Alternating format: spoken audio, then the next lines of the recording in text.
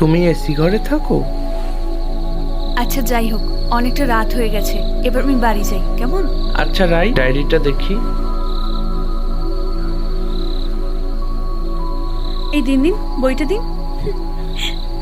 এটা একটা অসমাপ্ত প্রেমের গল্প, ঠিক আছে? এটা পড়ো, আশা করি ভালোই লাগবে। ঠিক আছে। আমি একা, তুমি একা।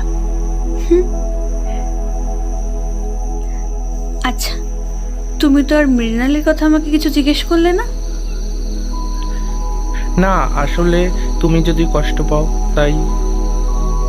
কষ্ট তাও নাকি এবার আমি? এই কষ্ট ফষ্ট আমার এখন আর হয় না, বুঝলে? জানো, মৃণাল না তারপরে আমাকে ধমকি দিতে লাগলো, আমার বাবা মাকে মেরে ফেলার ধমকি। আর এমনকি এটাও বললো